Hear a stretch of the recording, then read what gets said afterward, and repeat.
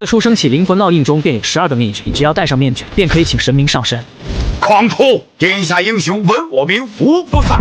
可惜我的青龙偃月刀，竟斩你这鼠辈的首级！但这明明是千年不曾出现的禁忌存在，却被众人嘲笑这是个垃圾面具。你意外穿越到了这个充满邪罪的世界，并且获得了魔面系统，但却迟迟无法激活系统。此刻社团活动中心内，由于你长得太帅，被表演社的社长穿小鞋，在新生迎新会时却被安排在社团活动中心里当后勤，这就让你很不爽了。比起那些只会铁山靠的哥哥，你上台耍一段大刀不香吗？从道具堆里摸出把长约2米的弯刀，虎虎生风的挥了几刀，纵使是道具，可也有10几公斤重。你这些年可没有忘记勤加练功，要不是营养跟不上，说不定还能当个体育生。正耍得开心时，忽然一个人气喘吁吁的冲到你的面前：“江明，你来我这干嘛？”好，你小子还真够意思，不去看扭屁股的学姐来陪哥们。这是你的舍友江敏，估计是怕你寂寞来陪你了。顿时他双腿一软的趴在地上。老苏，不好了，演播厅里进了怪物，同学们还有老师都被吃了。你整个人都听懵了。你有魔神系统，也能猜到这个世界可能与前世的蓝星不一样。可毕竟活了19年，什么怪事都没碰到。没想到，终于在大学里碰见了。那岂不是你的金手指能启动了？你快说，演播厅里碰见什么怪物？江明也是有点懵逼了，怎么这个人听到有怪物这么兴奋？不好，难道我的舍友是变态，喜欢重口味那个怪物？长得又像狮子又像豹子，眼睛还特别的大，我也认不出具体是啥。你问这么多干嘛？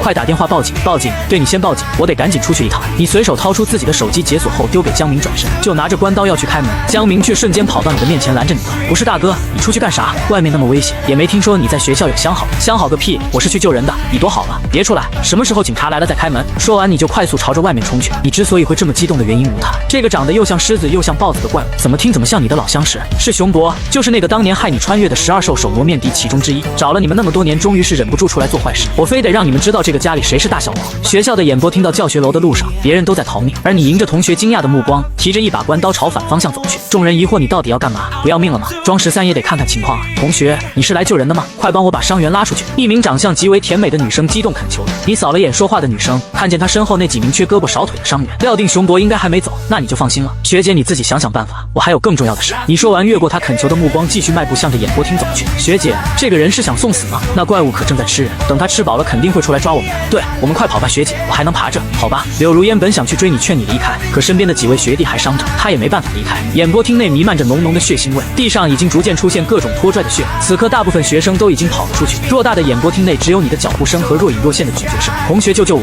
阴暗中突然传来一声呼唤，你侧眸看去，只见一个男生躲在舞台下面的中空部分，而他的头上便是一只撕扯着尸体的怪物，赤鼻暴脸，怒目圆睁，显得格外吓人。那就是熊博，没错，你一眼便认出了这怪物的身份，正是你家祠堂里跑出的魔面。找到了目标，你也不打算跟这怪物讲武德，不就是一个小卡车般大小的4脚兽吗？上辈子你在我家墙上都排不上号，这辈子还敢在主人面前做梦，必须得弄死你，重新回炉。而躲在底下的那男生在看到你提着刀露出狰狞杀意的脸后，吓得他连连摆手摇头。他现在不想让你救他了，这哪里是在救他，简直是想弄死他。趁着熊博低头吃肉分心的功夫，多年锻炼出的身体素质让你平地一跃而起，关刀狠狠朝着对方身后的菊花劈去。熊博发出一声凄惨的怒吼，随后抬起后腿一脚朝着身后的你蹬去。你早有预料，极限的一侧身躲过这致命的后蹬。刚松一口气时，嗖耳边传来一阵风声，一条犹如钢鞭的尾巴朝着你面门而来。你情急之下只能伸出关刀阻挡，可这一尾巴直接将关刀轰碎，强大的冲击力传到你的身上，你勉强靠着惯性拉开了与熊博之间的距离，顿时感觉一股热流从额头上流入了右眼眶里，模糊了你的视线。熊博突然一声怒吼，盯住了你身后后，原来那名躲在舞台下的男生此时想趁着你与熊博战斗之时逃走，却未曾想到被熊博发现了，腿里犹如灌了铅。那男生呆呆地站在原地，打起了哆嗦。好啊，愣着干什么呢？一道声音犹如天籁将那男生惊醒，以满脸是血的撑着刀柄站起，挡在了男生和熊博之间。又是一声断喝，男生幡然醒悟，带着感激的目光仓皇而逃，整个演播厅只剩你和熊博一人一手力量悬殊之下，等待你的貌似只有成为熊博的美餐。可这时你却笑了，姐，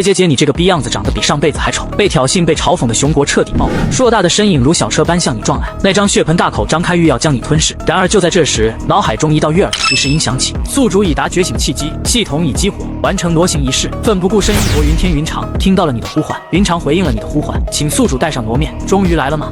冥冥中你似乎看到一道高大的身影正站在自己身后，虽看不清面容，但你知道这挺拔的身躯就是关云长。与此同时，你的脸上浮现出一张熟悉的红色魔面，随之你唱出了那句依我观之，如土鸡瓦犬啊！顿时青龙偃月刀的虚影与你手中的道具关刀开始重叠，引发阵阵龙鸣，飞龙在天。身后的关羽虚影瞬间融入你的体内，你用力一踏，瞬间冲到熊博身前。熊博那灯笼般巨大的眼眸中仿佛看到了真正的关云长，满是恐惧。你挥动青龙偃月刀自下而上划过那犹如钢筋铁骨般的脖颈，甚至没遇到一点阻碍，直到身影错开，只见你杵刀而立。揉面下的你看不出任何情绪。那怪物熊博被一分为二，靠我真他喵猛啊！不由得内心发出这样的感叹。此刻耳边又传来挪神系统的提示音，宿主已与关公挪面达成共语，可持有关公的部分能力，佩戴挪面时可召唤青龙偃月刀。恭喜宿主斩杀12神兽之一，获得大挪面具。你盯着手中的挪面喃喃道：原来熊博真的能变回挪面，这让你不禁联想到，如果集齐了当初闹事的那12兽挪面，是否能再穿回到前世去？然而还没等高兴，随着远处传来一阵急促的脚步声，一群荷枪实弹的叔叔冲了进来。你二话不说，瞬间摘下脸上的关公挪面与熊博挪面一起收进了系统空间内。台上的不许动放下你手中的武器，举起手来。一个身着警服、留着干练短发的女警官步履如风地走入演播厅，她的眼睛如鹰隼一般迅速扫视过周围的环境，最后牢牢定格在你身上。你手握一把塑料制关刀，满身猩红，但面庞上却毫无惧色，淡定的吓人。怪物呢？殷红月声音清冷，询问向身边的同事。应对，已经检查过整个演播厅了，根本没有发现什么怪物，只有这个学生最可疑。看着一脸无辜擦着身上鲜血的你，殷红月皱了皱眉头，随即说道：封禁这里疏散附近的学生，由专人在此值守。这个学生先带回警局。此刻的你也不想挨枪子，还是老老实实的戴上银手镯。离开演播厅时，无数学生露出了敬佩的目光，尤其是刚才那个被救的男生拉着殷红月不停地解释着：警官，你相信我，真是这个兄弟救的我，你们抓错人了，这个世界原来真的有怪物。卧槽，你怎么就是不信呢？随后在城西治安处中一间审讯室内，殷红月表情严肃地坐在你的面前，直接说道：我不绕弯子，直接说了，你是否接触过异常生物，是否是破线者？殷红月眼神锐利地说道，努力盯紧了你的双眼，想要观察出你的破绽。你表面故作平静，但内心其实在快速思考着。从女警官的话语中可以推断出治安处是知道熊博这类生物存在的，并且他还提到了破线者，但你不知道他们对于破线者什么态度，这让你不敢暴露自己的身份。看着沉默不语的你，殷红月愤怒一把揪住了你的脖领，1.8米的你在这个女人手中竟然被从座位上拎了起来。然而就在这时，一男一女两个穿着便装的年轻人走进了审讯室，你只感觉脖子上一松，刚才还严肃的女警官整个人气势一变轻松起来。这位同学就是小金，你们聊吧，我先回避了。殷红月二话不说的转身出门。黄小玲对着我微微一笑，随后介绍道：你好，根据保密条例，我接下来说的所有内容都不得对外泄露。我点了点头，心思急转，看来大夏对于破线者的处置已经有了一套完整的体系。既然能够这么快速度的找到我，那说明绝对是有组织的。黄小玲对着谢阳示意了一下，谢阳清了清嗓子开口道：首先我先请你展示一下你的能力，请不要误会，只是在确认下你是否和我们是同一种人。说着，谢阳翻开右手掌心，突然出现一捧橘黄色的火焰。我眉头紧蹙说道：我的能力有些特殊，不知道符不符合你们的要求。说着，他们就解开了我的手铐，随后召唤脑海中的系统空间，一张红色的关公挪面出现在我的手中。物品类的能力吗？原来如此，怪不得你刚破线就能应对妖兽。不知为何谢阳的眼中满是失望，态度也不再如刚刚那样热切。一旁的黄小玲见自己的同伴失去了兴趣，叹了口气向我解释道：重新介绍下，我叫黄小玲，他是谢阳，我们同属于第5特异人士研究所，简称特务所的 F 级调查员。你在我们管理的辖区内因外界刺激产生了破线现象，符合自然破线的相关规定。现有2种管理标准你可以选择，一是加入特务所成为实习调查员，月薪2万5，五险一金加补充医疗；二是接受管控条例，每个月领8000元的生活费，可以另谋一份工作，但不允许离开户口所在地。这2个选项其实没什么好纠结的，若是不想变相坐牢，我就只能选择第一个。我果断地做出了选择。一旁的谢阳在听到我的选择后，露出不屑的眼神说道：先别高兴得太早，想加入特务所还要通过新人考核，就你的实力怕是会被退回去。而黄小玲则先是瞪了他一眼，但随后也有点无奈地看着你说道：苏明，你别在意，物品类的觉醒能力也不是很差的，上线那是最顶端的大人物才需要去追求的。对此你也不在意的微笑回应，那就拭目以待。从他们那里你也了解到了，目前这个世界已知的觉醒能力大约分为5类：超人系、精神系、自然系、特殊类、物品类。前面4系都可以通过修行让自己的能力越来越强，而只有物品类的上限就是觉醒者的上限。怪不得谢阳在发现你的能力后态度会发生这么大的转变。不过你并不在意，毕竟没有人知道你这可不是普通的物品类，而且还有挪面系统加持。与此同时，特务所的广场正在进行着考核，一个满身岩石的青年正在与一只老虎模样的妖兽搏斗着。忽然妖兽猛地朝青年冲去，可那青年面对着妖兽迎头而来的一掌却根本不躲，反而是伸出一只胳膊硬扛。没想到这锋利的爪子打在他的胳膊上，竟然连一个痕迹都留不下。哈哈哈，小小妖兽不过如此，连老子的防都破不了，吃我一拳！只见他大笑一声，狠狠的一拳捶在老虎妖兽脑门上，顿时妖兽惨嚎一声倒飞出去，很快就翻滚2下就断了气。不过这一拳似乎也耗尽了他的力气，仅仅一拳就让他失去了作战能力。王五战胜一只1级妖兽，评级1，潜力优秀，可重点培养。一名身着工作服的中年人拿着个掌上电脑，在上面写画画道：可以啊兄弟，刚觉醒就能评1级，很多人第一次都评不上级。台下的几名围观者听到重点培养几个字，便纷纷对他恭维起来。王五掐着腰，显得格外的得意。如此一来，京城区的第1名应该就非我莫属了。然而就在这时，一个令他们惊骇的声音传来：给我上最高等级的！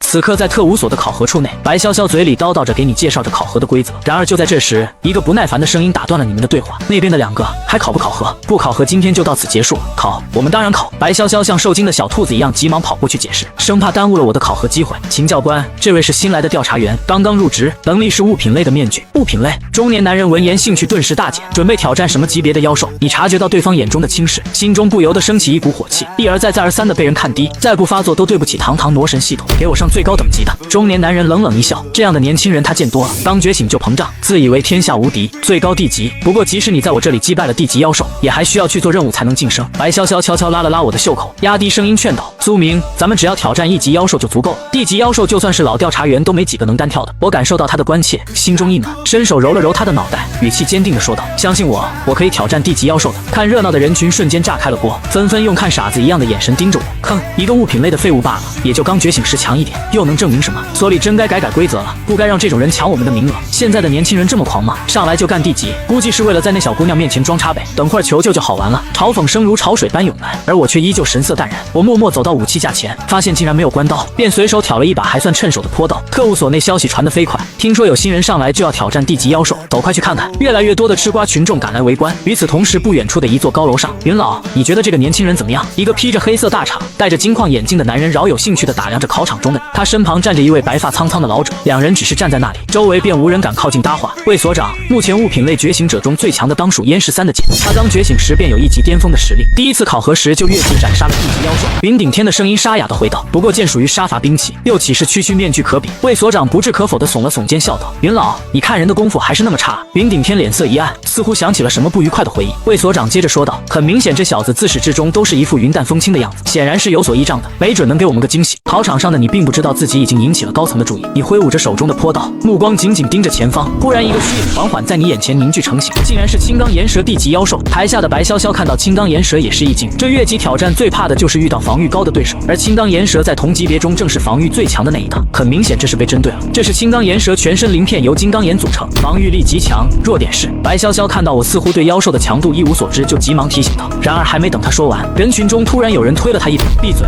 谁让你提醒他的？推他的人正是王武，他脸色阴沉，眼中满是嫉妒。今天本应该是他的主场，却被这个突然冒出来的新人抢走了风头。场中的我听到白潇潇的提示，又看到他被人推搡，心中顿时升起一股怒火。你压低身子，双脚猛然蹬地，身影如离弦之箭般朝着青钢岩蛇射去。他疯了吗？这是在自寻死路。随后你意念一动，顿时一张朱红色的关公挪面浮现在你的脸上。有且真相，某去便回。瞬间感觉自己变成了沙场上冲阵的将军，速度骤然提升3倍，好快的速度！这人是超人类觉醒者吗？不对，是他戴了面具。此刻就连魏局长也来了兴趣，包括青钢岩蛇也因为你的突然加速落下的尾巴就显得慢了半拍。你轻松一闪，躲过了这致命的一击。你抓住时机，再次朝着青钢岩蛇冲去，顿时手上的坡刀冒出火焰，径直朝着青钢岩蛇的逆鳞斩去，划出明亮的刀光，随后如同接触到火药一般瞬间爆燃，灼得青钢岩蛇不停地挣扎。苏明，青钢岩蛇遇到火会散开鳞片，是他防御力最弱的时候。一旁的白潇潇赶忙提醒道。王武此刻也没心情去管白潇潇了，他现在严重怀疑自己的认知，一个物品类的觉醒者怎么还会放火呢？难道我才是最弱的？听着场下人群怀疑人生的动静，你内心笑了笑。其实这火焰刀并不是什么稀奇的觉醒能力，只不过是你为了增加斩击的威力用了没有而已。至于没有从哪来的，我一个变戏法的，随身带着点道具不犯法吧？看着场上挣扎的青钢岩蛇，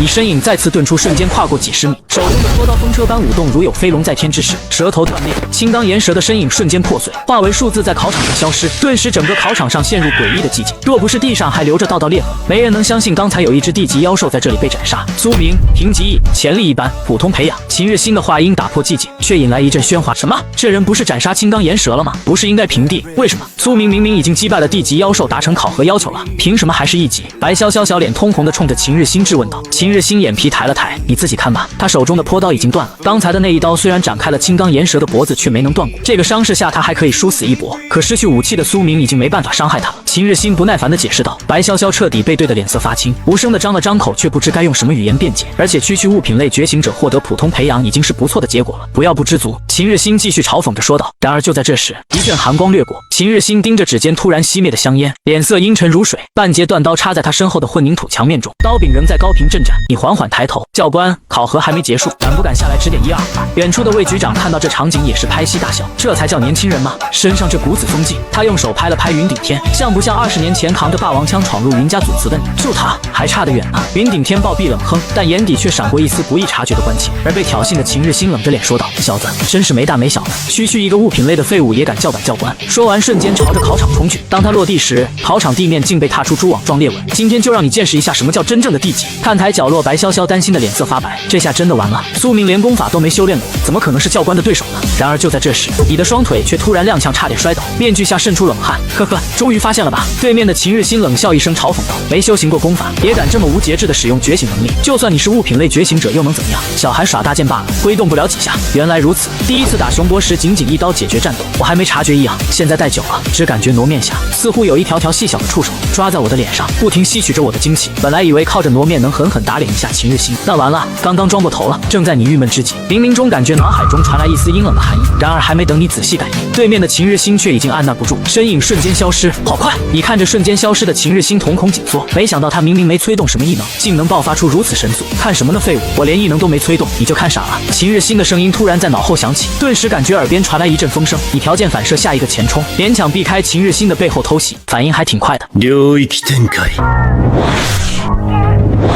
刚站稳的你还未反应过来，顿时只觉得眼前一滑，紧接着惊讶地发现自己竟又回到了刚才的位置。轰的一声，你只感觉肚子一阵剧痛，紧接着身体便被踹飞出去。然而还没等你缓解过来，瞬间感觉身体一颤，你捂着肚子再次出现在秦日新身前，顿时一把神器砸向你的侧脸，只感觉脑海中一阵天旋地转，紧接着脸上一凉，关公挪面瞬间消失不见。其他的考生也都给我记住，不要觉得自己的异能有多么厉害，就以为能挑战前辈了。秦日新嘴中将我刚才的战斗贬低的一文不值，似乎这样才能彰显出他的威风。围观的调查员们噤若寒蝉，不免对你产生了一丝同情。然而他们没注意到，躺在地上的你嘴中突然发出一阵阵诡异的音响，身体不停地颤抖着。忽然脑海中那股阴冷的感觉传来，姐，想要我的力量吗？求我吧，求我，我就帮你杀了他。我是你主人，你他喵还敢跟我讨价还价？你冷笑着说完，意识便慢慢沉入了黑暗。这时的秦日新察觉到你的异样，但面色依旧阴沉如水，看不出你在搞什么花招，装神弄鬼。領域展開。秦日新瞬间蓄力，武器上仿佛覆盖着一层黑雾。既然你这么抗揍，那就再吃我一击。你消瘦的身躯再次被拉到秦日新面前，硕大的力气就要再次砸在你脸上。突然一声吸响，秦日新全身一僵，一个侧身瞬间脱离原地。谁在鬼笑？秦日新惊恐地说道。然而此刻的你直挺挺地站在原地，并不停地摇晃着脑袋。苏明，秦日新意识到有些不对劲，试探着问道。嘿嘿嘿，一个完全不属于你的声音从嘴里发出。力量的代价就用你的血来偿还。顿时一张青面獠牙、眼球突出的狰狞鬼脸出现在你的脸上。鬼啊！有一场入侵特务所，快叫支援！台下的众人顿时乱成了一锅粥，却在这时一个身披大氅的身影突然出现，挡在人群的退路上。都慌什么慌？你们可是调查员，给我睁大眼睛看看，那只不过是张面具。众人抬头看向来人，发现是魏所长后，顿时松了一口气。此刻的魏所长目光深邃地盯着你的脸，心中却掀起了惊涛骇浪。看来这小子的面具不止一个，还能换的。不过场中的秦日新就没这么轻松了，你带给他的压力越来越大，恐怖的鬼面在他的视野中瞬间放大，动物的本能在不断提醒他赶紧跑。随着响指他的一响，你冲刺的身影再次回到原位。他的这种异能被他称为刹那间的回响，不只是可以将敌人的空间位置复原到3秒钟以前，还可以将自己的当前位置进行记录。只要记录在他的回响中，他便可以在今日的任何时间内回到记录的位置。可这时秦日新的额头上已经涌出冷汗，若不是为了维护教官的形象，他已经有种想要投降的意思。不行，这种状态这小子绝对坚持不了太久，只要他打不到我，我就能拖死他。秦日新顿时觉得胜券在握，我承认你是个天才，不过今天的胜者是……就当他打算再次举起右手准备对你的位置进行重置时，你在说什么呢？教官，你轻笑的声音突然在他耳边响起。不好！秦日新根本没发现你是如何靠近的，连忙伸出手指准备回溯你的位置。噗嗤，你瞬间笑呵呵的回到了开始的位置，就像从没有动过一般。如果不是你拿着一只胳膊的话，我的手你这个疯子，这只是个考核。秦日新发出凄厉的惨叫，人群直接炸了，所有人都大惊失色，根本没人能想到，一个第一天觉醒的，竟然这么简单就把教官胳膊给卸了。云顶天看着场中渐渐失控的形势，挪了挪脚步。云老先别着急嘛，不就是断了条胳膊，又不是接不上，再看一会好戏。魏所长却还是云淡风轻的声音说道。你阴恻恻的笑着，结，教官现在还觉得物品类是废物吗？回答我！你的嘴里发出着怪笑，让围观的调查员们全身冒起了鸡皮疙瘩。疯子，这就是个精神病。王五这次真的吓尿了，刚才台下就属他骂苏明骂的最大声。秦日新的面色惨白，但很快恢复了冷静，一双眼睛冷得吓人。苏明，我承认你有点实力，来日方长，你给我等着。放了狠话的秦日新彻底放松了下来。今天他的确是在了，不过那又怎么样？你又不可能杀了他。然而就在这时，一股阴冷的声音传来，我要是你，就等苏明醒了再放狠话。杀了你，感觉你的肉会很香。顿时你的身影如鬼魅般弹出。秦日新面色巨变，此刻他心中无比后悔，早知道之前就该好好练练左手。然而就当你的手即将贯穿他的身体的瞬间，忽然感觉背后一股凉意传来，下一秒你的身影猛然定在秦日新面前，只见一滴冷汗从他额头滑落。云顶天不知何时出现在你的身后，一只粗壮的胳膊正勒在你的脖颈上。老伯，你是干什么工作的？你语气中委婉地说道。云顶天闻言脸色一黑，你早就清醒过来了是不是？你收回手，挠了挠脑袋，我不知道啊，刚醒刚醒。实际上你在挪面冲出去前就已清醒，竟然被看出来了。看来这老头实力不简单啊。当然你本就知道此刻是杀不了教官的，不过是想吓唬秦日新，毕竟台下还有那么多大佬在呢。云老我都说这小子没问题，你还这么紧张。这时魏所长笑呵呵地走入考场，金色的眼镜框下的眼眸饶有兴趣地打量着你。苏明，我以京城特务所所长的身份向你道歉。特务所对任何觉醒能力都不应存在歧视。秦日新有违教官师德，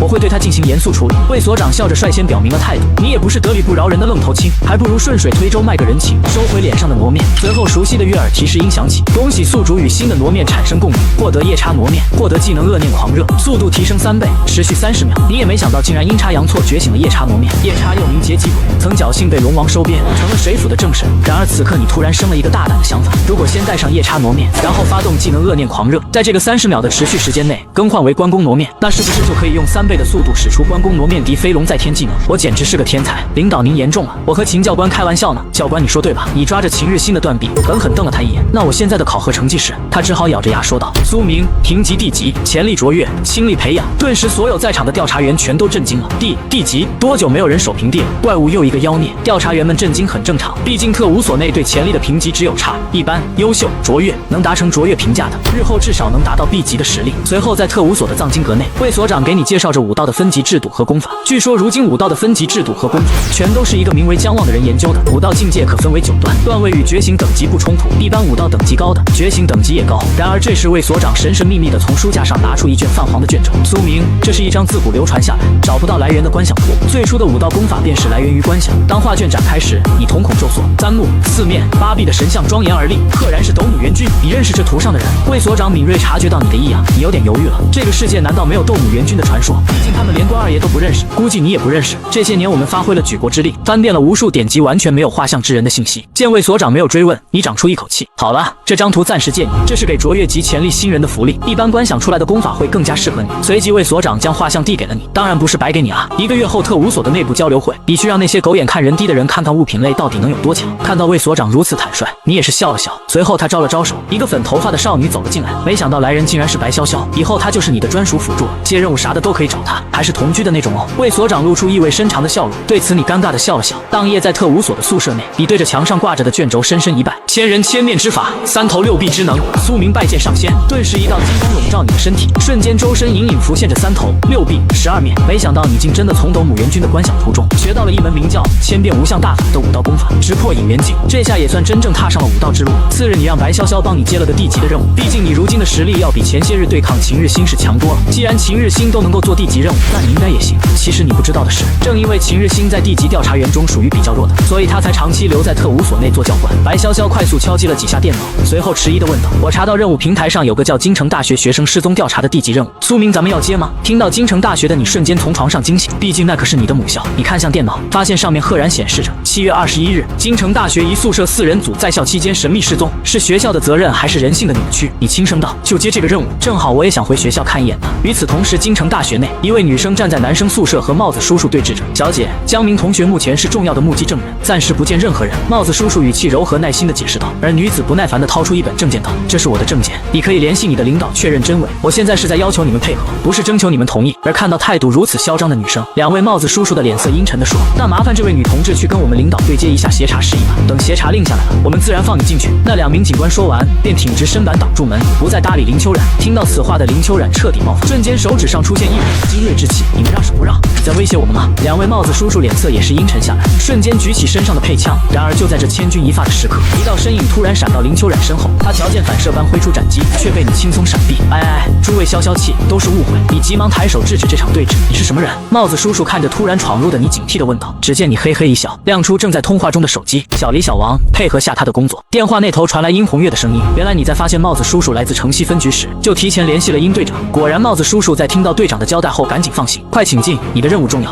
这位小姐也是我同事，麻烦也一起放行下。你指了指一旁沉默的林秋冉道。林秋冉美眸中满是惊讶，显然没料到你会相助，毕竟调查员之间向来各凭本事，任务的规矩是谁先完成算谁的。可林秋冉进入宿舍后，江明见到你瞬间泪崩。老苏不好了，张猛和徐三消失了，我好害怕。你们认识？林秋冉好奇地问道。这是我觉醒前的舍友，他叫江明。你简单的给他做了介绍。随后江明讲起了事情的起因。最近突然出了一个京城大学单身互助群，群主要求全员必须全程戴面具，静问真实身份，只要按指令到指指定地点，说是让大家体验不一样的玩法，活动全程免费。张猛和徐三受不了诱惑，自从去参加了就一直没回来。不止他们，就连其他去参加的同学都离奇消失了。好了，别哭哭啼啼了，目前最重要的是要把幕后主使揪出来。你这些话就是故意说给一旁的林秋冉听的，毕竟受害者也是女生，林秋冉难免会意气用事。你少内涵我，区区一个实习调查员，还教育起我来了。林秋冉翻了个白眼，但当看到张猛电脑群聊里不堪入目的内容，眼中杀意暴涨。苏明，这次我跟你合作，哪怕任务奖励全归你都行。你淡淡一笑，倒也没推辞，毕竟有个地级的帮手在身边也能轻松不少。随后你们通过群聊潜入今晚的活动。当天夜里，你和林秋冉戴上面具来到了这个活动据点门口。苏明，我们干嘛不直接打进去？都得知位置了，还磨叽什么？林秋冉不耐烦地说道。你赶忙压低声音解释，我们前进去就是要搞清幕后黑手的动机，这可都是未来审判他们的证据。却见他心不在焉地嗯了一声，比起真相，他更想终结这场罪恶。推开宴会厅大门时，映入眼帘的是一片灯红酒绿，穿着暴露的兔女郎们漫步在厅内，给头戴面具的宾客们提供着各种服务。没想到这小小的别墅内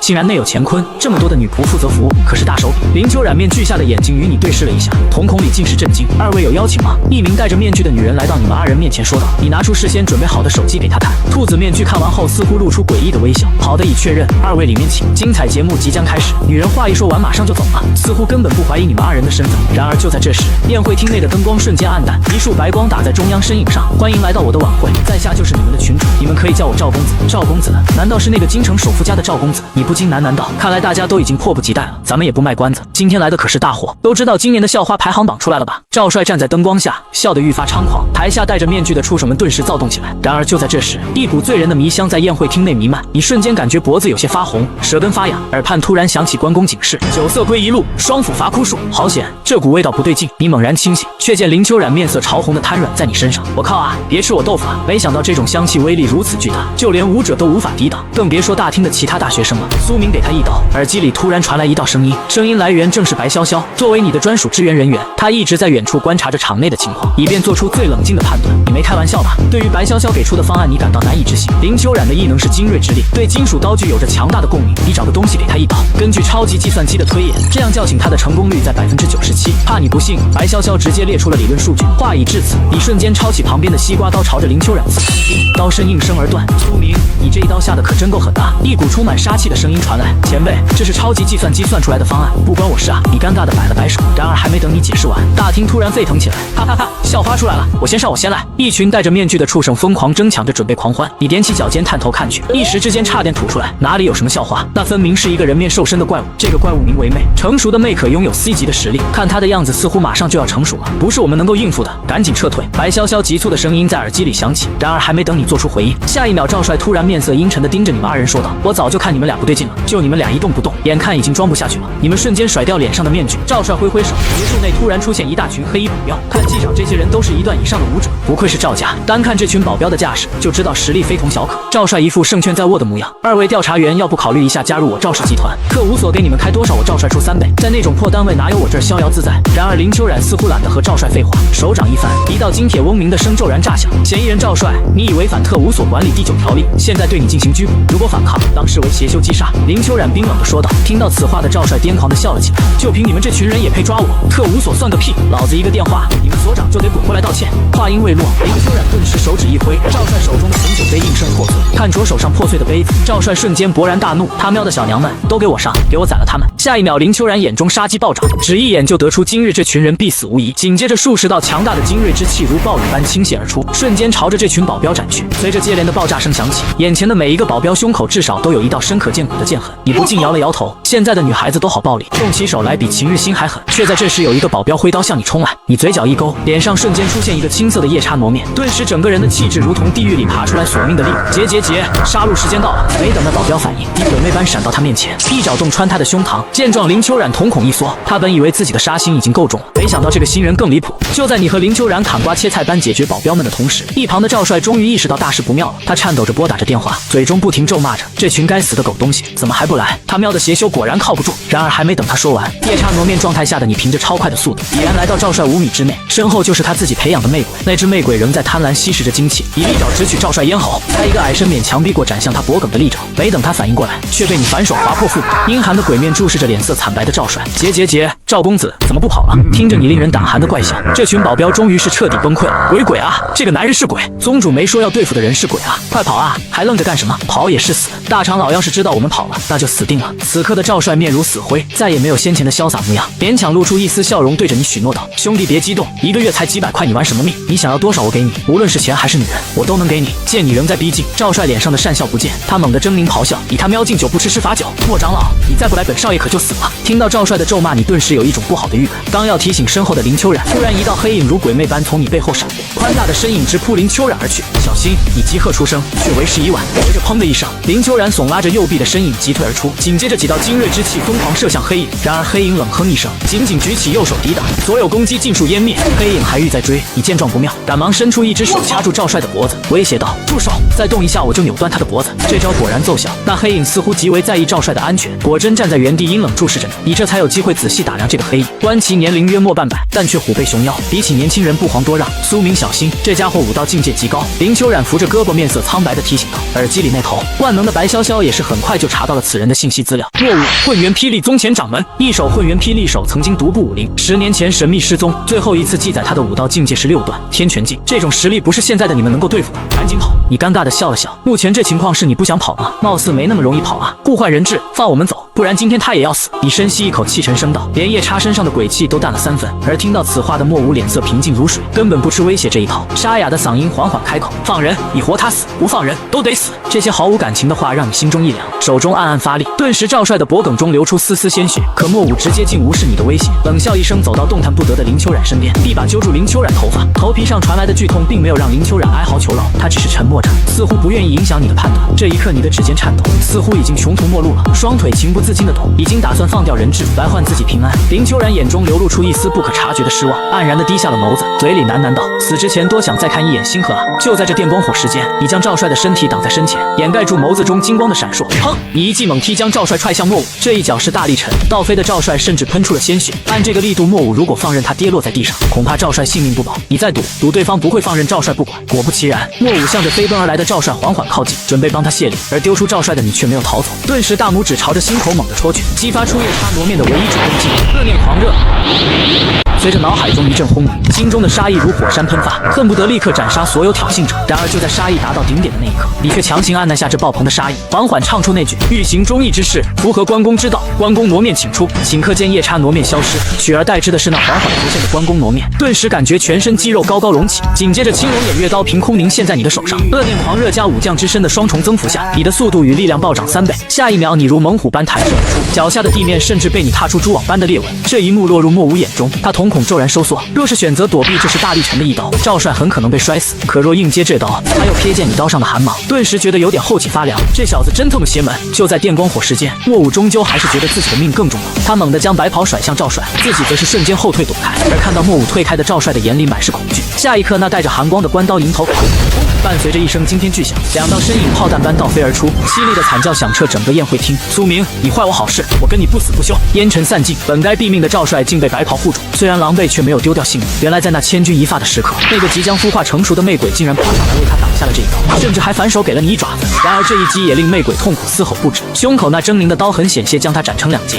提前苏醒的他终究是差一步才能达成 C。好了，烦死了！你给我把那个男的解决了，到时候我给你找100个青春男大补回来。赵帅脸色阴沉地说道。辛辛苦苦培养的魅鬼被你毁了，他1年以来的心血全白费了。魅鬼明显十分惧怕赵帅，被他一吼便哆哆嗦嗦地朝你逼近。你眉头紧皱，满眼错愕地看着魅鬼那妖媚的脸庞，本应千娇百媚的脸上却挂满了泪水，他就如同行尸走肉一样被控制着前行。然而就在这时，一股阴寒之气忽然从窗户流入，一袭白衣悄然漂浮在半空。咯咯喽，好热闹的派对，赵公子真是好雅兴！银铃般的笑声响起，白衣女子眼唇轻笑。赵帅眉头一皱，你是什么鬼东西，也敢插手本公子的事？他立刻对着莫武使了个眼色，而莫武眼见你和林秋冉你不惧危险，便朝着那白衣女子走去。白衣女子见状，冷声道：“莫武，你个老东西为老不尊，身为正派却与邪修为伍，真不知羞耻啊！”莫武冷哼一声，身形如山般猛然轰向白衣女子。然而女子竟以完全违背物理常识的姿态从他头顶飘过，悄然落在其背后。老家伙你好莽撞！话音未落，莫武体内至阳至刚的真气暴涌而出，白衣女子如遭重击，逼得女子连连后退。呵呵，老夫当是什么来头？原来也不过是一只厉鬼。与此同时，几个学生悄悄靠近林秋染身边，准备趁机救走林秋染。然而他们的举动立刻引起了媚鬼的注意，那怪物竟猛地朝几人扑去。徐三等人顿时慌了手脚，急忙大喊：“徐学姐救命！”白衣女子听到呼救，侧眸看了一眼，立刻身形一闪，冲向媚鬼。王芳，快醒醒，不要再做错事了！白衣女子出声喊道。这一声呼唤竟让媚鬼眼中恢复刹那清明，脚步突然顿住。赵帅脸色大变，王芳回来！媚鬼眼中的清明瞬间消散，双腿猛地一用力，跳回到赵帅身边。徐倩倩，原来是你，从我十方炼鬼大阵里逃出去还敢回来，你是头一个。赵帅冷笑着说道。但这时莫武突然散发出浓烈的纯阳气息，黄毛丫头，别以为你是鬼物，老夫就奈何不了你。你可能不知道，武道修炼到天全境，散发的气息就是鬼怪最大的克星，你今天必魂飞魄散。顿时扑面而来的纯阳气息让徐倩倩很是难受，然而徐三几人却不退反进，挡在她身前。学姐别怕他们，那老东西要想动你，先从我们尸体上过去。你见状有些发懵，这又是什么剧情？人鬼情未了。耳机一边的白潇潇很快就给出了答案，徐倩倩和王芳都是你的学姐，一周前打工时一起失联，现在却突然变成了鬼，看来是赵帅搞的鬼。徐三你们别闹了，快带着调查员先走，我来挡住他们。徐倩倩拦住要上去拼命的姐妹，转而望向你与林秋然恳求道：若是二位能见到我父母，请不要告诉他们我是因为打工才死，我不想让他们愧疚。学姐有没有可能，咱们还不用这么悲观？你刚要出声劝一下，徐倩倩却是对着几人一挥手，一股狂风裹着众人遁出了别墅。随着砰砰砰几声重物落地的声音响起，已抱着受伤的林秋染平稳落地。潇潇，附近的调查员还有多久能到？刚站稳的你赶紧呼叫白潇潇，因为敌人强度已经超越了任务预期，低于地级的调查员都被遣返了，最快的可能还需要10分钟。白潇潇焦急地说道：10分钟太慢了。你不禁摇了摇头，这个速度等他们赶来，估计徐倩倩魂都没了。然而这时徐三几人突然扑通跪下：老苏，听说你们俩是特务所的高手，帮帮徐学姐吧，要不是学姐，我们也早成干尸了。听到此话的你有点沉默了，就对方这实力，你现在能做的真不多。但此刻林秋染身躯颤抖，却语气坚定地说：放心，有我林秋染在，徐倩倩我给你们完整的带出来，就你连站都站不稳，还吹牛呢？还是我去吧。你翻了翻白眼，喃喃道：是时候试试新罗面了。说完，你便往这别墅走去。喂，苏明！林秋染突然背后喊道：咋了？你没转身，向后仰着脑袋示意自己在听，小心点，别死了。能赢的话，我帮你养命。你微微一笑，应了一声：那我先谢谢你啊。说着，你的身影缓缓消失在夜色里。此刻的宴会厅内，战斗已进入白热化。虽然徐倩倩偶尔能叫醒王芳，使得她无法直接参与围攻，可1对1的情况下，徐倩倩终究不是莫武的对手。即使是莫武挥空的一拳，炽热的纯阳气息如同烈焰灼得她全身刺痛。哈哈哈，还不投降吗？徐倩倩！赵帅嚣张大笑，目光中满是轻蔑。放跑了那几人又如何？你真以为区区特务所能审判我？你这个人渣，我一定要杀了你！徐倩倩怒气彻底爆发，一双美眸中竟然流出血泪，鬼气与纯阳之气缠斗。虽然她全阴的生辰在轨道中天资卓绝，可她终究是修炼10日上古，几个回合间就被莫武制服，被掐着脖子拎到了赵帅面前。赵帅，你绝对会遭报应的！徐倩倩恶狠狠地咒骂着。报应？你在说我吗？赵帅似乎听到了什么天大的笑话。赵帅猖狂的笑声如针扎般刺耳。在这个世界上，没有谁能够审判我，是你妈的老天爷！然而就在这时，一道威严的声音从门外传来：没有人可以审判你，那我来。谁？赵帅朝门外看去，夜色下，一道朦胧的身影正从门外踱步而来。人间管不了的事情我管，地府成不了的恶鬼我成。天上地下，本官代表着正义和公平。烟雾散去，一道横眉竖眼、眉似烈焰的面容傲然现身。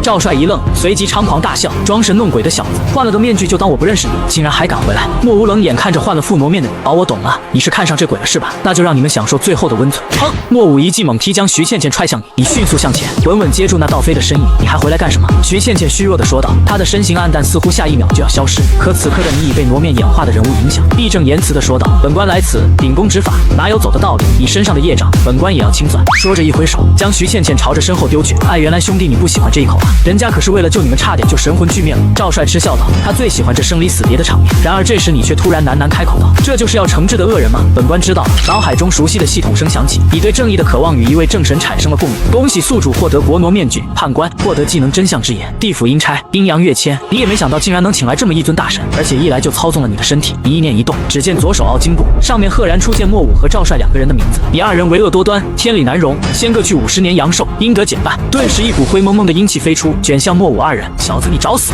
莫武当即闪身过去，想要撕碎你的纸笔，然而一股灰气砰地射入他的身影，他瞬间愣在原地。大长老，你怎么老成这样了？隐约听到一声惊呼，可却不像是赵帅的声音。莫武转身看去，却见赵帅花白着头发，整个人仿佛老了50岁。赵公子，你这是怎么了？莫武也是惊呼出声，却猛然感到全身乏力。莫武怒视着你，特无所的小鬼，你做了什么？只见你毛笔一甩，辱骂地府判官，再减阳寿3年。顿时一缕灰气窜出，直接扎入莫武体内。莫武还没来得及发怒，眼前一黑，呆愣在原地。大长老，你怎么了？快上去弄死那小子！赵帅见大长老突然不动了，赶忙问道。只见莫武眼里满是迷茫，愕然回头看着赵帅，你是谁啊？让我浑元霹雳手莫武杀谁？你咋知道我是武林第一呢？赵帅冷脸咆哮，莫武你他喵的老年痴呆了，给我上宰了他，不杀他咱俩都没得活。莫武打了个激灵，猛然清醒，毕竟是强大的武者，纵使现在的年龄已100岁，还是爆发出如猛虎般的气势，双手间竟挥舞着闪电，如超级赛亚人一样。小子，能死在我宗绝学之上，你也不算白活一遭，而你却只是淡定地看着他。灵丸不灵，欲杀地府官员，阳寿减20年，应得全期。顿时那股闪电应声而散，莫武面若枯槁，一副风烛残年的形象。对于本就年近半百的莫武，这一扣终于是到了大限。莫武如溺水者一般抓住了身边赵帅的胳膊，他知道这种大少爷手中一般都有保命的灵丹妙药，或许能给他续点命。赵帅脸色阴沉的从怀中摸出了唯一一颗丹药——3转续命丹。这种丹药没病的吃了可延年益寿，有病的可以百病俱除。莫武眼神中闪现狂喜，可赵帅冷笑一声，哼，废物还想吃药？他直接将丹药丢进了自己的口中。此刻的莫武彻底绝望了，活下来的机会就这样消失了。然而这时赵帅突然大喊：王芳吸了这个老头，你应该就能完美诞生了吧？听到命令的魅鬼没有任何迟疑，下一秒诡异的能量已缠上莫武。何方恶鬼？当本官面行凶作恶，叛逆！你正要再次开口，竟发现奥金部没有他的任何消息，人间无此人，阴间也无此鬼，你到底是何方妖孽？可此刻的王芳竟已变成獠牙奸臣、不人不鬼的模样。然而还没等你反应过来，王芳身如鬼魅般突然消失，下一刻竟已出现在你背后，锋利的尖爪穿过你的身体，没有留下丝毫涟漪。你的身影如同镜花水月，可以接触，却伤不到你分毫。月签2段，给本官退！就在王芳诧异之时，你的身影再次凝实，一脚踹在王芳的腹部，可这一脚却犹如踹在了一辆卡车上，仅仅只是把王芳踹退了几步。随后你的脑海中一道威严的声音响起：道友，此物已非本官奥金部所能管辖的范围，本官不善打斗，道友还是另请高明吧。顿时脸上的判官挪面消失。靠，你个老东西坑人啊这是！然而就在这时，王芳的利爪已然再次袭来。在这千钧一发的时刻，你瞬间召唤夜叉挪面，双腿一踏避开了他致命一击，虽借助夜叉状态提升了速度，但你也只能勉强与王芳纠缠，每一击都是险象环生。王芳冷静点，害你的人是赵帅啊！一旁的徐倩倩焦急地喊着，可此刻的她却再也无法唤醒失去理智的王芳，只能强撑着自己那虚浮的魂体冲上前来，替你分担那如山般的压力。你赶紧想办法，莫武都被你弄死了，用这个还不是轻轻松松？徐倩倩虽心中焦急，但此刻却莫名的对你抱有信心。然而还没等你回应，王芳却一脚猛地将你踢飞，险些晕死过去。好在有徐倩倩的干扰，让他没有及时补刀。在这生死危机时刻，你强行召唤出熊伯挪面，他喵的你个大脸猫！现在把你最爱吃的魅鬼送到你面前了，再装死，老子就让你永世入不了我苏家祠堂！你的怒骂仿佛真起作用，顿时脸上的挪面一紧，仿佛有无数小触手扒在了你脸上，你的腰缓缓俯下，发出如狮子一般猫科动物的低吼。这一声吼令让与徐倩倩对峙的魅鬼顿时色变，急忙一个翻身躲到了你对角的方向，恐怖的鬼面在他的视野中瞬间放大，犹如欣赏待宰的猎物，动物的本能在提醒他赶紧跑，可他却无法违抗赵帅的命令，于是陷入了一种逻辑闭环，在宴会厅内疯狂逃窜，躲避着你那可怕的视线。却在这时，你深吸一口气，猛地吼出2个听不出意义的音节，顿时2股如炮弹般的气流喷出，猛然砸向王芳。随着一阵爆炸声响起，只见王芳一时之间竟目光呆滞，他的3魂7魄差点被打散。正当你准备再次进行补刀时，求得妈的，学弟请等一下！徐倩倩急忙冲过来恳求。王芳还有他身体里的各位都只是受害者而已，能不能再给他们一次机会，还他们自由？没想到这命悬一线的时刻，徐倩倩的圣母心竟开始泛滥。你无奈地摇了摇带着挪面的脑袋，他们现在只是一群无意识的游魂聚集体，放他们出去终究是个祸患。可是到如今放任不管也不是长久之计，你最终还是张开了大嘴，对向了还定在原地的王芳。随着一声爆炸声响起，一道道金黄色的灵魂自他体内飘出，瞬间飞进了你的口中。熊国，传说中能吃魅的神，带上挪面后的吞噬，不过是吞噬掉魅鬼的灵魂罢了。此刻你才真正领悟了熊国挪面的用法，没想到竟拥有大吞噬术和哼哈术这么逆天的招式。随着一声打嗝声响起，顿时感觉自己的7经8脉舒爽无比，武道境界也大有长进，只需回所里稍微沉淀一下，想必就能晋升2段了。然而正当你暗爽时，突然感觉腹部一阵胀痛，不行了，快躲开，我忍不住了！你急忙提醒还在发愣的徐倩倩。下一秒，一团团金黄色的光影从嘴里面被喷了出来，那些金色的光影缓缓向上飘去，穿过屋顶一路向上，仿佛要飞向那璀璨的星空。倩倩，熟悉的声音在耳边响起。徐倩倩愕然抬头，在光影的海洋中，王芳笑着冲她挥着手。徐倩倩欲伸手去抓，可光影渐渐远去，她怅然若失地仰望着天空。哎呀，一不小心好像都被我超度了。学姐，你考不考虑让我吃一下？你挠了挠头打趣道。啊，你要吃我？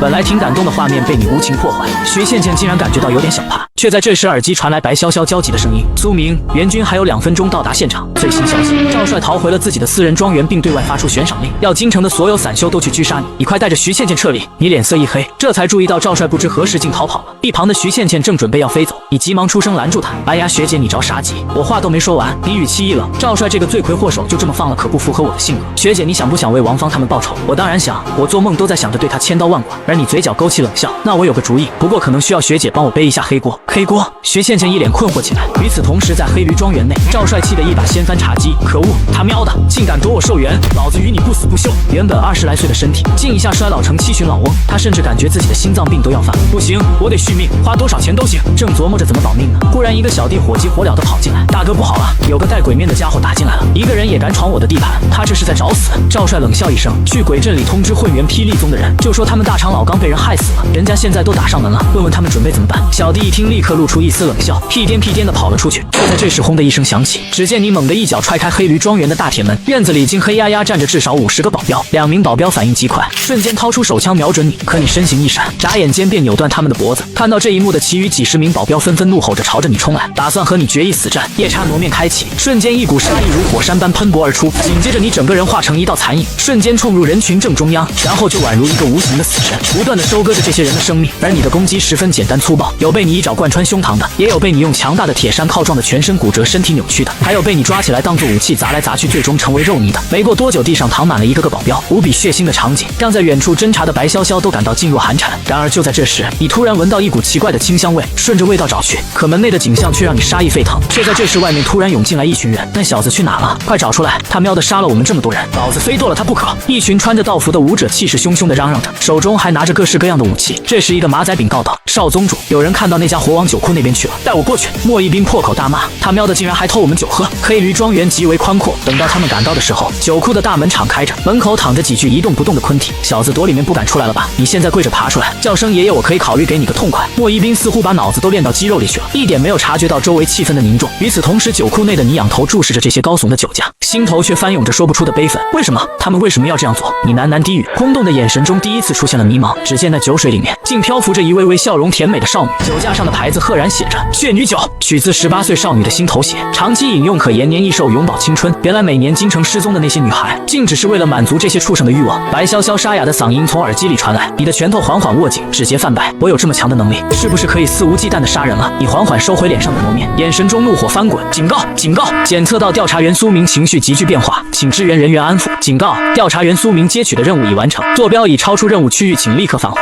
丁，特务所执法部已出动，请调查员原地等待。白潇潇的耳机中响起一连串的警报，刺激着他的神经。白潇潇，你在干什么？耳机里传来一声怒吼：京城的城主已经打电话给咱们局长了，快让他马上撤！部长，我劝不了他了。苏明已经切断了全部通讯。与此同时，在酒庄门口，你小子可算出来了。莫一斌冷笑着说道：别以为弄死我爹那个废物就能在我的地盘上装叉，我告诉你，这里就是我爹来，都得死。说罢，莫一斌手一挥，周围的小弟立刻响应，纷纷站在特定的位置上开始念经。眨眼间，一阵光幕将你困于其中。莫一斌得瑟的哈哈大笑：小子，在我的阵法里，你今天必死无疑。可你只是冷冷一笑，意识勾动脑海，大声吼道：草菅人命，布阵练鬼，置地府阴司威严而不顾，你为何不愿出来？那张威严的判官挪面微微一震，一种情绪随即传来：他们并非罪魁祸首，依地府律法，只需扣阴德即可。扣阴德有个屁用！老子要的现世报，你今天必须给我出来！说罢，你猛然上前抓向挪面。判官挪面不情愿地反抗着：借用本官的力量，就要遵守本官的规矩。你再跟我废话，老子就砸了你！意识回到现实，莫一斌握紧拳头朝你走来，周围小弟正等着看老大怎么收拾你这个小白脸。然而下一刻，一张森冷的判官挪面猛然附在你脸上，莫一斌直接冲了起来，丝毫不打算给你机会。见状，你冷笑一声：名字都在簿上，行恶事，害贤良，欺天灭地，扰乱阴阳轨道，判尔等阳寿减500年，应得全清。你沉声说道，手上毫不迟疑地在奥经簿上一顿乱勾。轰！晴天一声突然炸雷惊响，由于不顾判官劝阻，强行使用奥经簿判他人重罪，终是引发了天地异响。与此同时，在高速公路上，一辆跑车飞快地在车流中穿行。靠，为什么派我们去找苏明啊？没想到那小子这么狠啊！你说咱们会不会被牵连啊？毕竟是我们把他招进来的。谢阳朝着车里的黄小玲吐槽道。黄小玲狠狠瞪了他一眼，说道：你能不能闭嘴，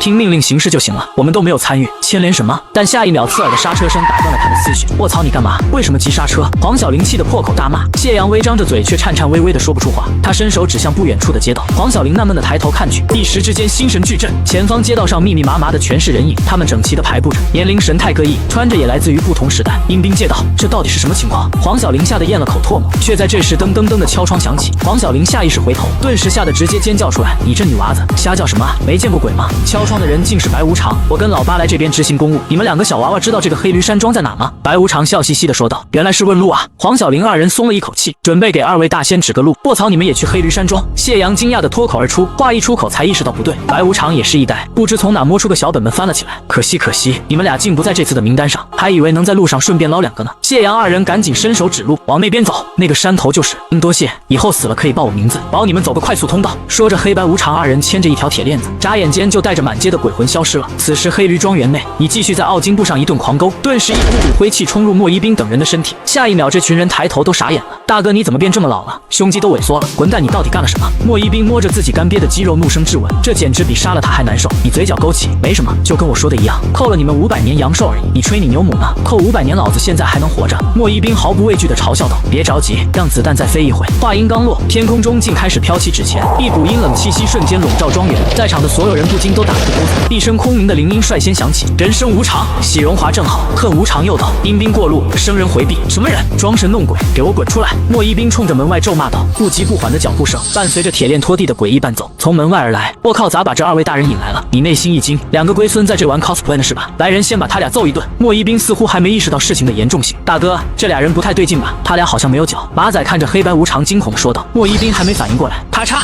一条冰凉的铁链子就拴在了他的手上。来，小伙子，把脖子伸过来，白爷给你套上套。白无常笑嘻嘻地举着铁链。卧槽，你他喵干嘛套老子？莫一冰猛地一脚踹去，然而这势大力沉的一脚却直接穿过了白无常的身子。白无常那张煞白的脸笑得更开心了。老八，这又有一个不听话的，你来还是我来？正忙着给其他老头套铁链子的黑无常一听，瞬间身影一闪，猛然咬在莫一冰脖子上。随着一声惨叫声响起，朦胧的虚影被黑无常一口从莫一冰身体里叼出。不好意思啊，各位，我这兄弟人狠话不多，那么还有谁不配合我们工作？白无常依旧笑嘻嘻地看着一众老头，众小弟沉默不语，连报仇的想法都不敢有。见到这一幕的你却是悄悄挪动脚步，准备开溜。现在不走，等着二位爷发现，不得把我也拴上。站住！白无常尖细的声音在你背后响起，你僵硬地转过身，却见白无常突然瞪大眼睛。崔爷，你也在啊？卧槽，我咋成崔判官了？难道是因为脸上的判官挪面了？你下意识摸了摸挪面，故作镇定地清了清嗓子。原来是老七和老八，今天轮到你们俩当值。白无常脸上闪过一丝困惑。崔爷，您贵人多忘事，这阳间的活不一直是我们哥俩干嘛？牛哥马哥现在退2线了，家爷锁爷800年不出一次地府，您这次出来是？你后背瞬间冒出一层冷汗，没想到差点露馅了。本官只是试试你俩，看看加班你们有没有怨言。小谢，你们工作态度很不错，等我这次回去帮你们美言2句。说完，你面具下的目光死死盯着白无常，竟把白无常给看毛了。老八，快过来，一起谢谢崔爷。白无常笑的眼睛都眯起来，你暗自松了口气。1分钟过后，这些马仔都被套上了铁链。然而这时白无常却笑着道：“崔爷，我们完事了，咱们一起下去。”你心里一阵无语飘过，表面却哈哈一笑：“我还有事，你们先回吧。这庄园里还有个叫赵帅的人，好像也到阳寿了，你们是不是忘钩走了？”白无常一愣，刚想说没有，但瞬间领会了你的意思。老八，看看是不是忘了个叫赵帅的。黑无常虽然话说不了几个字，但也机灵得很，装模作样翻着册。啊，对，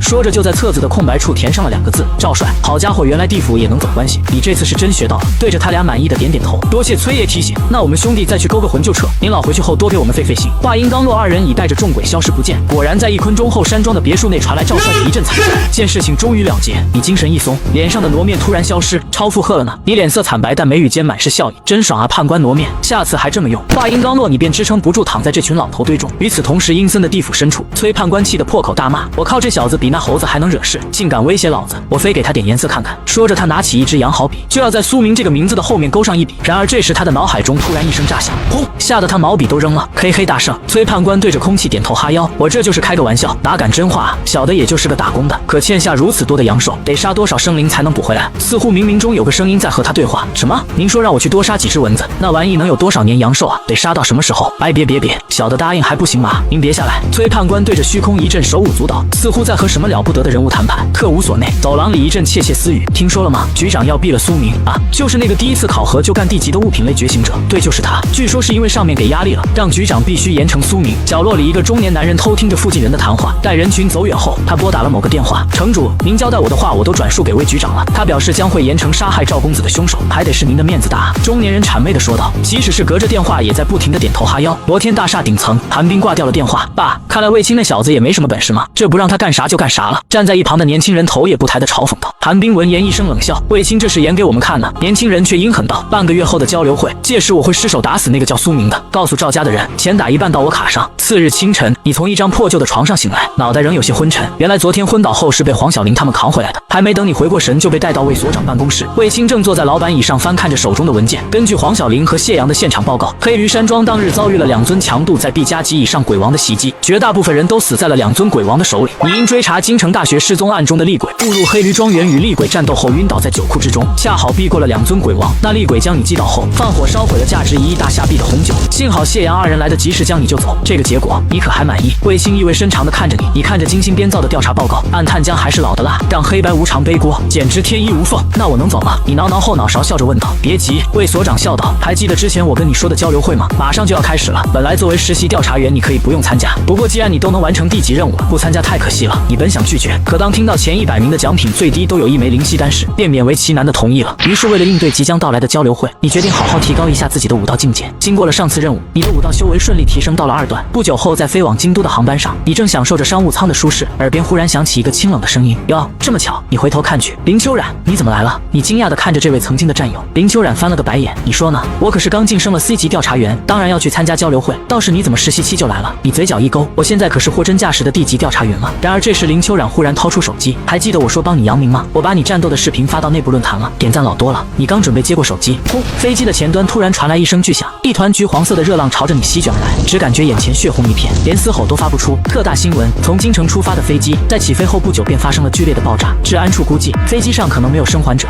巨大的爆炸声将你从睡梦中惊醒，但此刻的机舱看起来是那么的宁静祥和。苏明，你怎么了？满头大汗的熟悉的声音再度出现。林秋染，你怎么在这？你不禁错愕道。林秋染翻了翻白眼，你说呢？我可是刚晋升了 C 级调查员，当然要去参加交流会。倒是你怎么实习期就来了？我现在可是……你刚要回答，突然意识到不对劲，为什么会和梦里一样？难道飞机真会爆炸？林秋染会死，四喜也会死，你到底怎么了？为什么魂不守舍的？林秋染满脸关切地看着你，我没事。你强作镇定地说，也许一切只是巧合，可这感觉也太真实了。你猛然站起来大喊，飞机会爆炸，所有人小心！关公挪面直接盖在脸上，朝着飞机前端冲去。先生，请您坐好。空姐急忙上前提醒道，可你依旧不管不顾地冲向机头。幻化成青龙偃月刀，门的对面赫然是一个同样手持青龙偃月刀的少年，那不就是你自己？噗，橘黄色的火球再次将你吞噬，令人崩溃的灼烧感填满了整个胸腔。可还，下一刻你猛地从座位上弹起，剧烈地喘息着。苏明，你怎么了？林秋染赶忙冲过来扶住快要倒地的他。林秋染，我们怎么在这？你捂着胸口一边喘息一边问道。我们当然是坐飞机去参加京都的交流会，你到底怎么了？可你愈发觉得不对劲，我为什么会忘了？你脸上第一次显现出惊慌之色。走，跟我下飞机，这架航班马上就要爆炸了。你拽着林秋染的胳膊，试图带着他往外走去。先生，飞机已经起飞了，请您坐回座位，否则我要通知空警了。那空姐声音都带了些警告意味。苏明，飞机已经起飞了，我们下不去的。林秋染满脸担忧，眼中尽是焦急。你瞥了眼窗外，见飞机的速度已经行驶起来，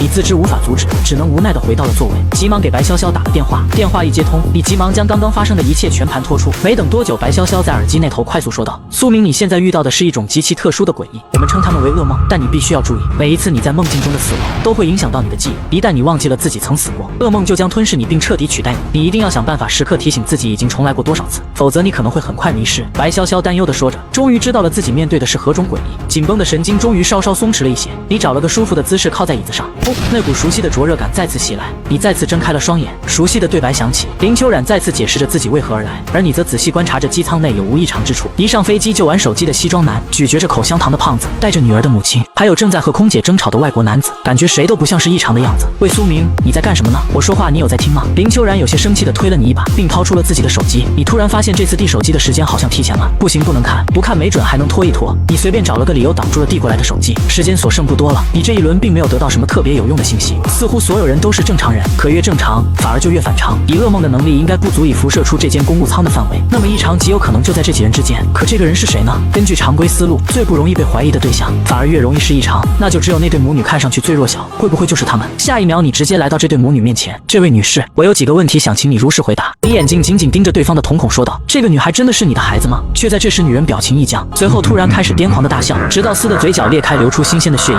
孩子，是我的孩子，给你们看，看我的孩子。那一直盖在孩子脸上的眼罩被母亲扯开，露出整整齐齐排作一整行的眼睛。所以说你们两个就是这架飞机上的异常，对吗？你缓缓戴上了夜叉磨面。异常？我不知道你在说什么。那裂开嘴角的母亲猖狂的笑着，不给他们反应的机会。下一秒，你的利爪已贯穿了他的胸膛。啊！杀人啦！机舱顿时一片混乱。苏明，你在干什么？秋冉不知何时冲到了你身边。干什么？我在杀诡异啊！你冷着脸解释道。杀诡异？可林秋冉视线缓缓落在了那女人的坤体上，脸色骤变。哪有什么诡异？你疯了吗？就在你即将对小女孩出手时，林秋冉手中精锐之气显现，她觉得你疯了，竟然对普通人使用异能。瞬间，一股锋利的精锐之气划向你的脖子，紧接着剧烈的爆炸声传来，你带着满心的疑惑陷入了黑暗。苏明，苏明，快醒醒！耳边传来熟悉却模糊的声音。你挣扎着睁开眼睛，入目的是一位绝美的女子。你是？林秋冉顿时有些失落，没好气的说道：“好啊，这才几天就把我忘记了，咱们苏少还真是贵人多忘事。”听着女子有些生气，你终于是在记忆中认出了她。秋冉，抱歉，我不知道怎么的有些意识不清。回忆渐渐苏醒，此刻你意识到上次还是失败了，你怎么也来这班飞机了？你下意识地问林秋冉道：“我还不是因为你上次搞的事情太大，所长担心你又在交流会上失控，让我这个熟人过来监督你。”林秋冉掐着纤细的小蛮腰道：“来监督我？”你忽然一愣，感觉哪里有些不对劲。林秋冉是怎么知道上次他闯了大祸的？判官挪面出现时，林秋冉早已经撤离了，他又怎么知道自己的挪面有危险？不对劲，太不对劲了，他知道的有些太多了。你心头一紧，难道这一切的异常其实就是他？已经没时间了，你决定赌一把。秋冉给你变个戏法，你看不看？他有些疑惑地问道。什么戏法啊？你还有这本事？你轻声一笑，闭上眼睛。见他乖巧地合上双眸，你嘴角勾起一丝冷笑。夜叉挪面缓缓出现在脸上，锋利的手爪似乎准备掐碎林秋冉的喉咙。林秋冉等了许久都还没听到好了的提示，却发现一只散发着寒光的利爪正抓向他的心脏。嗡！刹那之间，一股精锐之气脱手而出，瞬间洞穿了你的心脏。你赌对了，感受着生机虽然在消散，可意识却愈发的清醒。整个机舱内，其实最大的异常原来是你自己，无数次重生，有时发狂，有时行凶伤人，还时不时胡言乱语的你，才是机舱中最不正常的那一个。你的眼睛越发的无力，林秋冉的声音也越来越朦胧，意识渐渐回归。你睁开双眼，熟悉的机舱内场景再次出现，却在这时，一股黑气突然从你身上遁出，朝着窗外飞去。小贼休走！你转身就要下飞机去追那噩梦，可此刻那梦中阻挡了多次的空姐又再次拦住了你，只能从窗户里眼睁睁地看着那团黑气越跑越远。然而就在这时，东方突然一道急速的身影飞驰而来，目标似乎正是那噩梦。噩梦似乎感觉到了危险，竟然掉头就跑，但那身影实在是太快了，眨眼间就到了噩梦的背后。一股吸力传来，噩梦的黑气直接被吸入了他的腹中，你这才看清了他的模样。伯奇，原来是你！你不禁发出一声惊呼。这个熟悉的怪鸟，它叫做伯奇，正是苏家祠堂内那12张兽首挪面敌原型之一。你这小子果然够馋，为了吃噩梦都敢出现在小爷我的视线里了，快给我过来，要不我还给你做成挪面！你对着窗户嚷嚷着，伯奇似乎听到了你的怒吼，一张怪脸冲着你轻蔑一笑，扭头打着旋飞走了。几个时辰后，在接待员小姐的带领下，你们来到了一个巨大的广场。各位调查员，此地叫做天地广场，请大家稍作等待。从全国各地而来的调查员们在今天都会聚集在此，准备第一场的测试。接待员小姐姐交代好最后的事宜，便让苏明等人再次等待。其实这也是在给调查员们组队的机会。于是你和林秋冉也决定临时找几个队友。你找了好一会，没想到全被拒绝了，拒绝理由竟全都差不多，这可把你郁闷坏了。难道我就这么不招人待见？反观林秋冉这边则是很轻松找来了2个散修，吴千钧地级异能纵马无双，超人类没万马地级异能疾风越步，超人类。正当你和新队友在讨论时，一旁忽然传来一声清朗的声音：诸位若是还缺一人的话，那再加上我如何？只见一个书生意气的年轻男子款步而来，贾卧龙1级异能7星续命，我是个奶，弱一点也行吧？林秋冉笑着点头，正好缺一个，这个队主力就是他和苏明，其他人不过是来凑数的罢了，只要不捣乱，管他什么千军万马。至此小队也算正式成立了。随后众人去登记了小队信息，并且每人领到了一块牌子，这个牌子就是代表积分。如此看来，这次的交流会还是和以往一样，理论上我们只要吃掉2支小队就可以晋级。贾卧龙似乎参加过以往的交流会，便和众人解释了起来。根据这次的规则，只有赢牌数前100的人才能晋级，在结果出来前，谁也不知道自己是不是前100名。那把见到的所有小队都干掉不就行了？林秋冉理所当然地说道。其他几人也是没有任何异议。贾卧龙面露满意之色，他能感觉到这几个家伙没一个简单角色。却在这时，人群中突然传来一声声惊呼，只见前方中心忽然出现一个霸气的身影。这次人挺多啊，稍微安静点听一下我说规则。可还是有很多人在热火朝天的交流着，都他妈给老娘闭嘴！听不懂人话吗？音波如波浪般一层一层扩散，你只觉得脑袋里一懵，有一种被当头打了一棒子的感觉。不过脑海中的熊博发出哼哈而来，痛苦的感觉瞬间缓解，而其他人就更不好受了。这下广场上可安静了。唐红霄满意地点了点头，我就是你们第一场比赛的裁判，你们可以管我叫大姐大。规则呢，你们应该都看过，我只说些你们不知道的。我后面这一片是直接移植过来的原始丛林，里面不只有蚊虫动物，还有能杀人的妖兽。踏入丛林的一瞬间，你们会以组队的形式进行随机传送，安全由你们自己掌控。我的要求是，调查员之间不许杀人，明白了没有？明白了。好，那么比赛开始，所有小队进门。会开始，2000多名玩家开始跳伞，你独自一人落在了一片空地上。当你刚站稳时，一股浓烈的杀气便猛然扑面而来。只见一只狼妖张开利爪朝你扑来。就在这千钧一发的一刻，关公挪面瞬间带上，勉强躲过了狼妖的偷袭。这次你决定赤手空拳对付这头畜生。狼妖还是第一次看到有人这么嚣张，当即怒吼一声，猛然弹地而起，带着破风声朝着你一掌拍去。你嘴角一勾，手臂肌肉猛然鼓起，直接双拳迎上了那只利爪。给我躺下！你脸上青筋根根暴起，硬生生将狼妖击飞。砰的一声，狼妖硕大的身躯竟将地面砸出了一个深坑。这一击竟让狼妖再无声息，你才缓缓收起脸上的磨面。却在这时，一个声音传来：“队长，你咋落这儿了？”你回头一看，竟是林秋然等人赶到。至此，5人小队正式集合。众人随即研究起行动计划来。这片丛林被特务所称为迷失森林，从内到外根据危险度分为灾难、危险、普通和简单4个区域。我们的最终目标是在3天内夺得足够的银牌，然后前往灾难区的卫星基地里面的结算点完成比赛。贾卧龙主动担任军师，为众人出谋划策。目前我们落在了危险区，这才开局就碰到地级妖兽，这既是好事也是坏事。好事是我们成功避开了前期的混战，因为很少有人第一天会来灾难区结算积分的。坏事是我们也没机会找弱队刷分了。你瞅了瞅地图，指着一座桥问：“卧龙兄，你觉得这座桥怎么样？”贾卧龙看了看你指的位置，瞬间恍然大悟：“我懂了，你的意思是堵桥？没错，咱们先休养2天，等第3天直接去桥口堵人。我就不信经过2天高强度的对抗，来过桥的还能有几个毫发无伤。届时咱们只要吃下一顿，抢了他们的战利品，应该就直接足够晋级了。”你脸上露出邪恶的笑容。其他4人听完你的计划，顿时倒吸一口冷气，这也太他喵阴了。时间飞逝，转眼2天过去，整个迷失丛林里发生了大大小小无数场战斗，2000多名参赛选手如今被淘汰了七七八八。特务所总部的某个指挥中心内，唐红霄盯着躺在监控器的画面。小唐啊，这次交流会有没有什么不错的苗子？沉稳而苍老的男声突然在指挥中心响起。唐红霄一个机灵拱手道：“总长你来了，坐。我这几天还真发现几个不错的苗子。”唐红霄现在老实的像一个3好学生。只见一个身披纯白大氅的老者缓缓踱步进指挥中心内。这群年轻人还挺有冲劲，第1名都50多枚奖牌了。小唐啊，你们当年多少奖牌来着？老者侧眸看着唐红霄问道。闻言，唐红霄掐着腰：“总长，当年我的小队3天可是收集了138枚奖牌，至今为止仍是最高纪录，10年来从未有人打破。”总长嘴角露出慈祥的笑容：“老糊涂了，我想起来了，你这小丫头当年可是强势的很，明明都稳保第1了，还在抢别人的奖牌。你觉得这一届的比赛，哪支小队会是第1名？”唐红霄脸认真看了看监控器和排行榜，以目前的趋势看，第1名应该就是这个寒霜小队了。他们全队4个 C 和1个 D 的豪华阵容，对其他任何一支小队来说都是无法战胜的对手。只要他们不被围攻，应该会以接近100枚奖牌的成绩结束比赛。总长闻言笑着摇了摇头：“我不这么认为，寒霜小队或许有成为第1的可能，但是我觉得最有希望的还是这个叫高手的小队。”唐红霄下意识在排行榜从上到下找了起来，现在排最后1名。总长，这最后1名的小队怎么可能夺冠呢？您别说笑了。唐红霄觉得老者是在开玩笑逗他玩，不如我们打个赌如何？